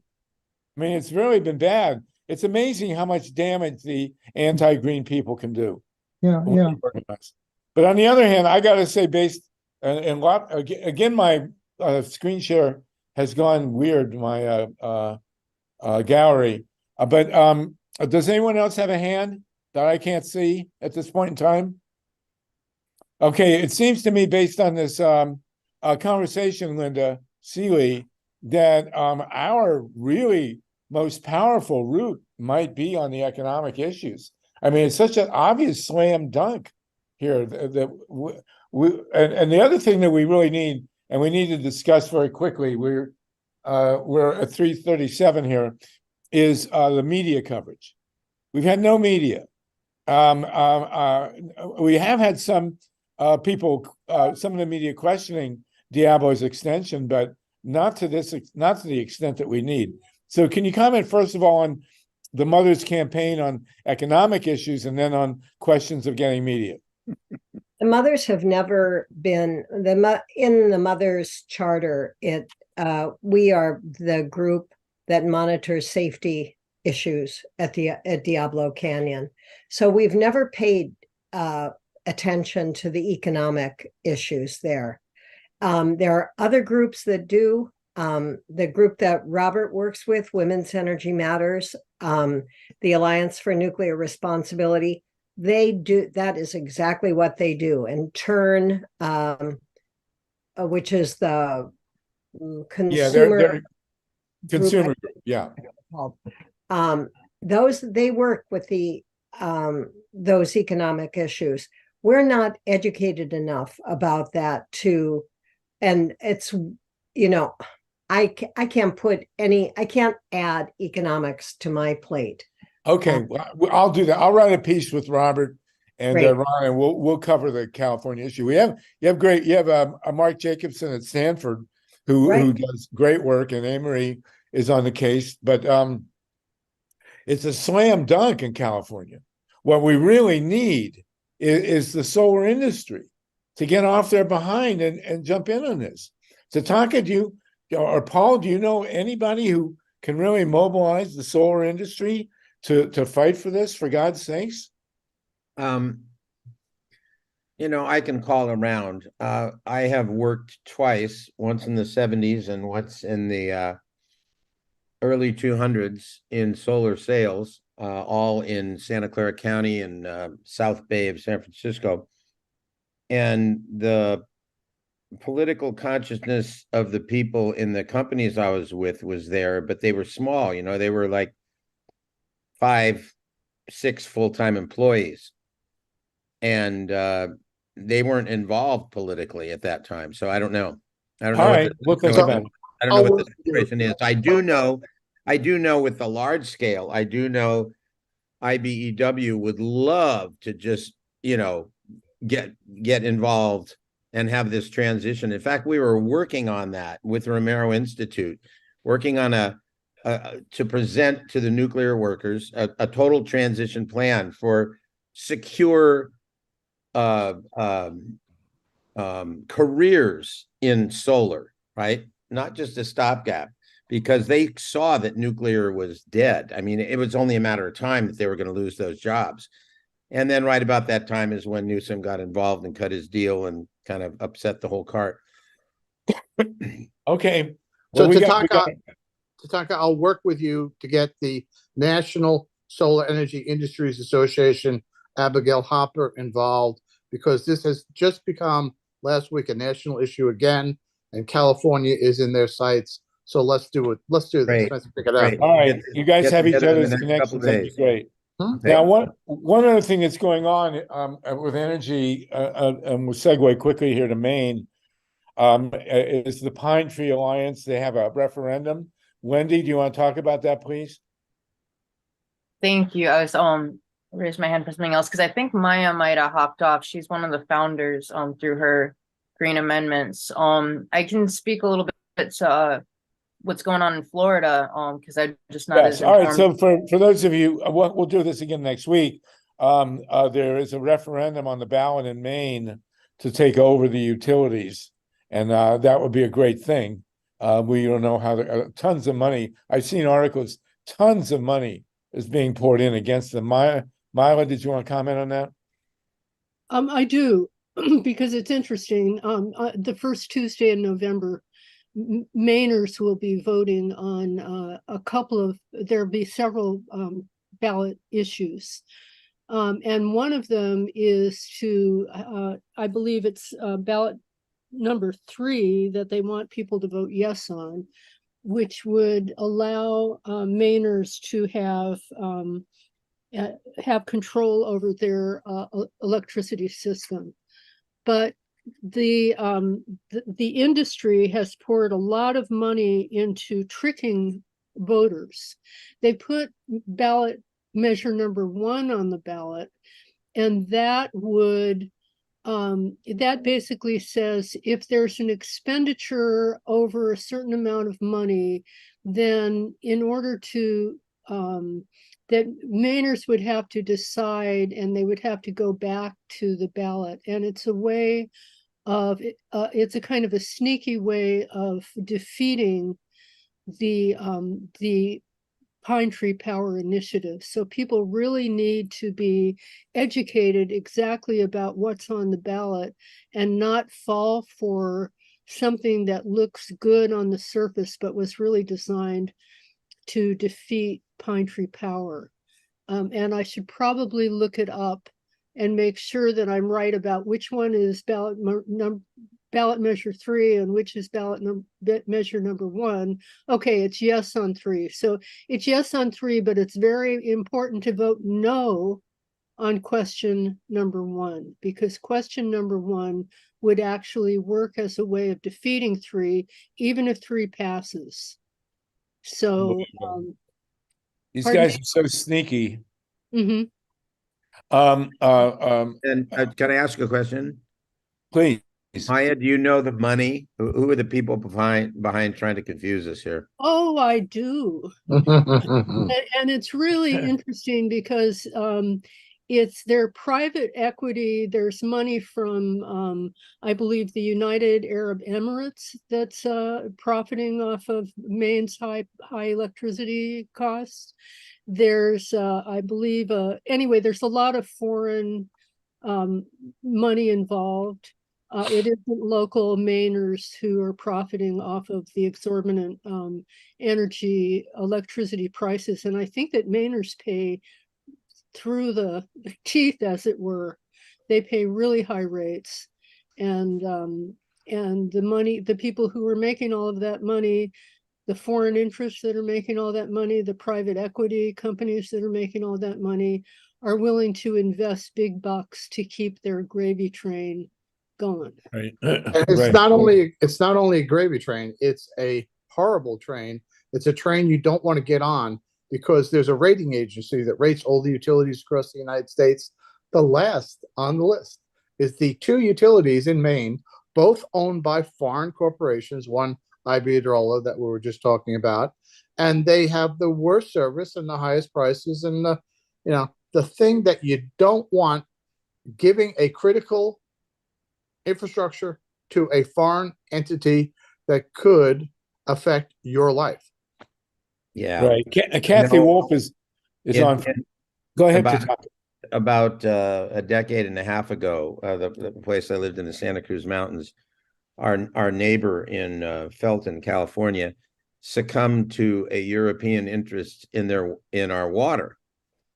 And, warned not to, it passed barely, and water prices went through the roof. And it took them 10 years at a huge cost to buy back our own local water. I mean, that's happening all over.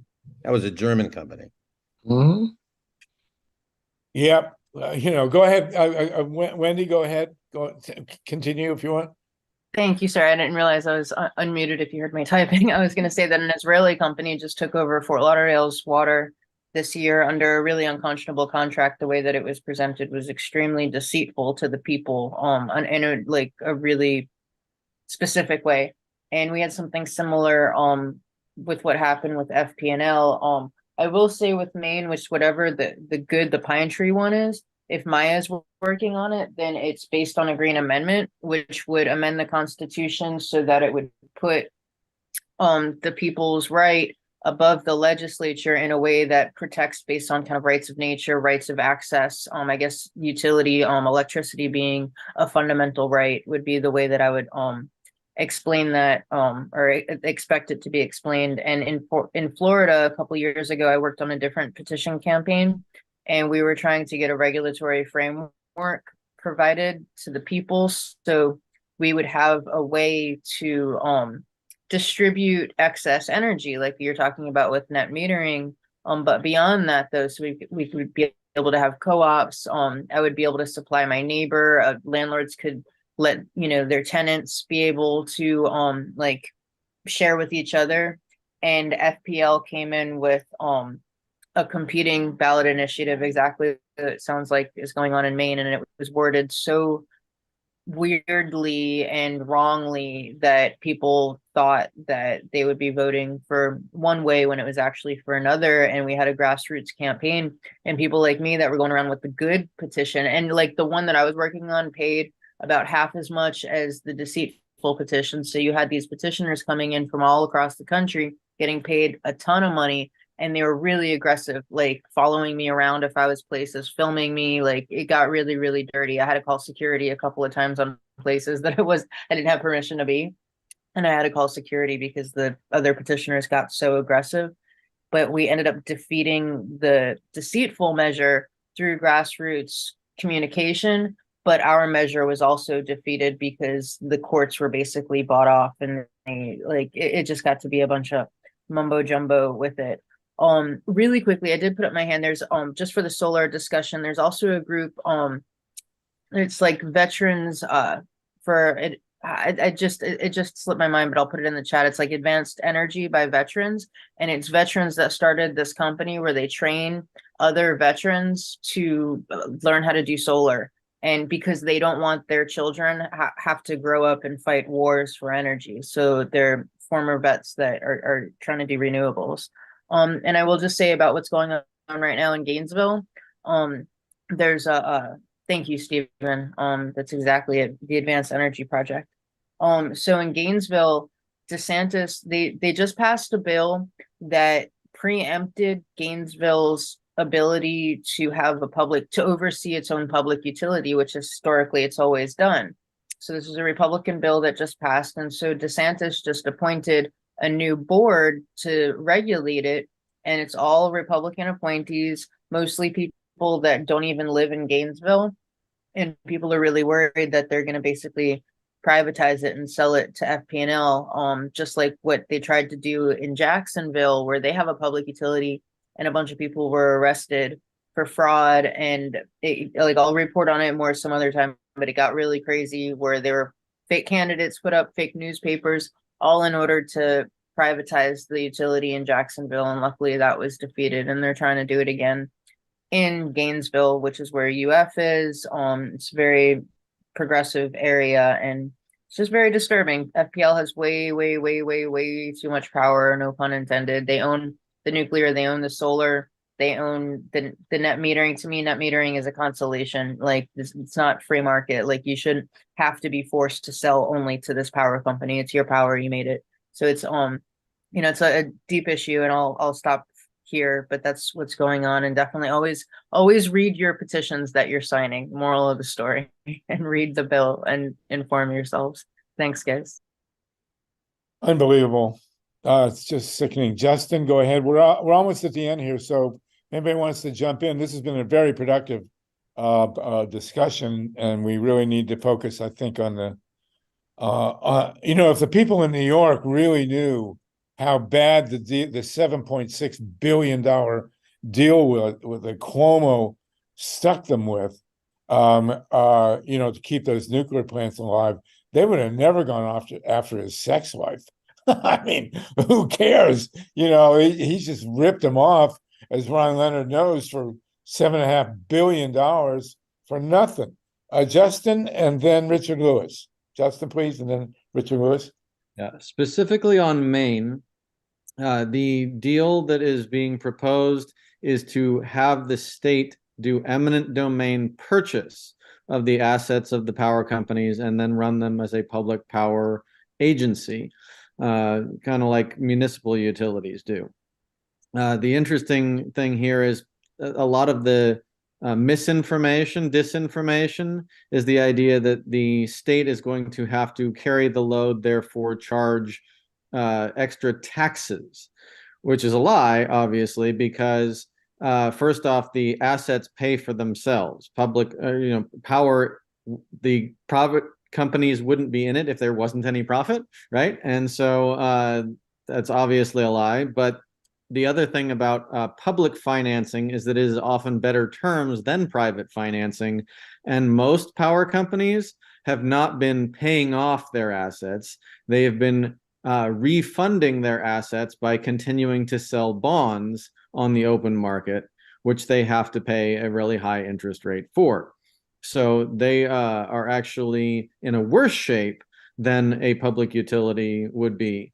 And yet, again, the lie is that somehow the taxpayers are going to be on the hook for all of this, which is absolutely not true. In fact, it is those foreign companies' propaganda, which gets into ballot question 2.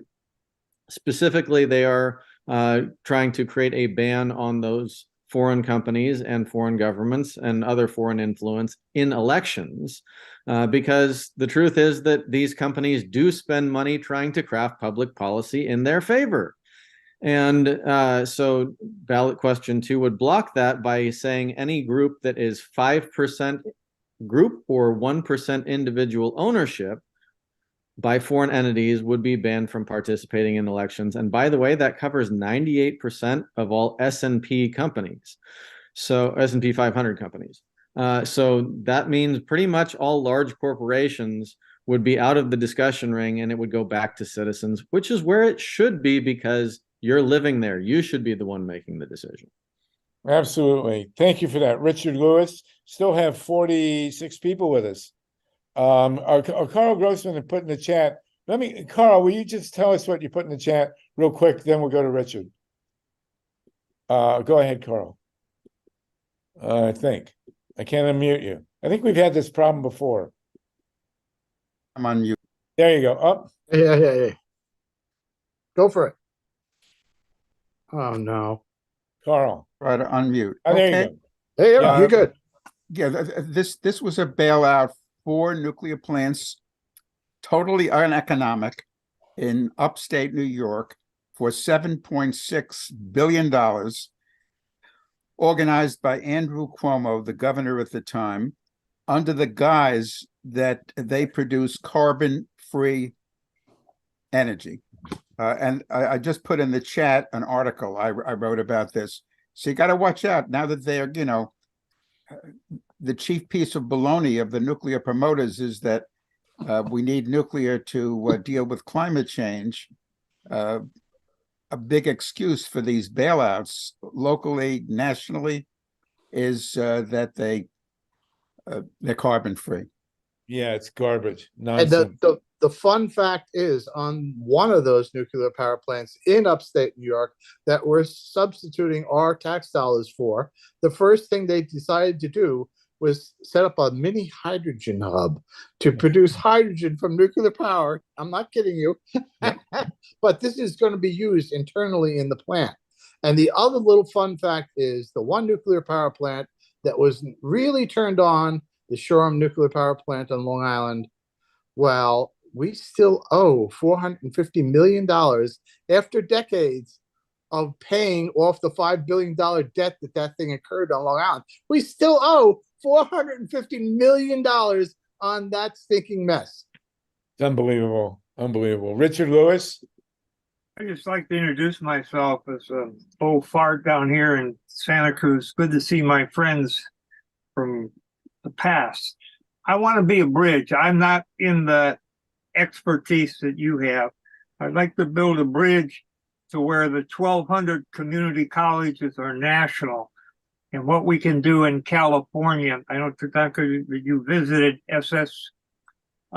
CCC. By the way, they have a Halloween party at King City that you could meet regionally, the leadership. But today, I'd like to speak of strategy, straightforward, maybe 2 minutes. 2 minutes is good. Go ahead. Go ahead. Never going to be another county with a mayor like Fred Keeley in Santa Cruz. That's where Romero exists, in a Holy Cross church. I've been there. But what I'm proposing is you start with one block in one neighborhood, and you start where there's a senior center. For sure, we're going to try Watsonville for many, many reasons. But think when it comes to Santa Cruz, we got a UC. If we're going to look at 224, the key is to get that 18-year-old coming up age-wise to a community college to vote.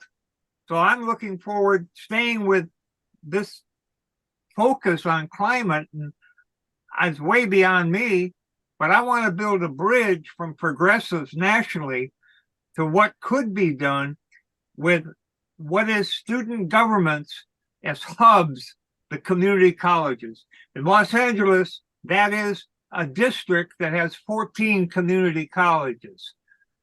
All you got to do is check out CCC, and what you can do to bring that issue of the reactor and what we could do to involve students. How'd I do? Beautiful. Thank you for that. That's a great Youth idea. Youth power. But the truth is, it's not going to come. It's going to come from mentors or the senior power. I have a domain name for a homies union. Think of what it was AARP had us old farts to me, but I'm 86 years young. Think of what 28 million in AARP, now 40 million. Think of dues for a union for $5 a cup of coffee, 1 cup at a time. And I just thank you for these 2 hours. I'll be back. Thank you so much. Good to have you. Robert Freeling, I think we're going to make you the last. Anybody else wants to jump in, raise your hand now. Go ahead. Oh, Myla does. Okay, Robert, go ahead, and then Myla. Robert Freeling. We still have 44 people with us. Robert Freeling, are you lost here? Myla, go ahead. We'll go back to Robert. Go ahead, Myla. Okay, just really quickly, I need to have a word with Tatanka and with you, Harvey, after this call. Just a real brief discussion. Okay. Okay, go ahead. Thank you, Myla. Robert Freeling. I guess he's not there. There we go. No. It might be a phantom hand that he didn't lower. Oh, well, then he's got Possibly. a phantom name there as well. Okay. And Linda, see you, are you still with us? No, she had to leave. Okay. All right. So listen, it's 4:00. Who knew we'd actually end on time? We'll Wow. resume this next week. Did I hear Robert trying to yell out here? No. Okay, okay. everybody, this has been a great call, as always. Next week we'll deal with the issues we didn't cover. Kathy Wolf will give us. Oh, by the way, the law says that the elections occur on the second Tuesday. Oh, okay. Okay. It's Sorry the about second Tuesday of every November. It's actually in the Constitution. Oh, wow. It's when elections happen. Well, Kathy Wolf is with us. What's that? Kathy Wolf is with us. Hey, Did you want Kathy, to how talk are you? about Who Good to see you spotlighted in Maine. Kathy? And okay, we'll let Wendy take us out. Wendy, do you want to say goodbye to everybody? And we'll see you all next week. Rob, thank you, Steve Caruso, Mike Hirsch, Wendy, our team, and Myra. This has been an amazing session, and we will definitely work on it. Go ahead, Wendy. Thank you. Yeah, I just want to say I love and appreciate you guys all so much, and especially you, Sluggo, for bringing us all together for so long. And I just want everyone to stay in gratitude for the good things and picture and visualize strongly the possibilities that this world can come to, and contact your representatives and tell them peace now. Thank you so much, guys. Happy Halloween, and let's put the ghost of dirty power back in the grave. Well, I got my Halloween teeth, so you know. Right, yeah. All right, everybody. We'll see you next week. Thank you.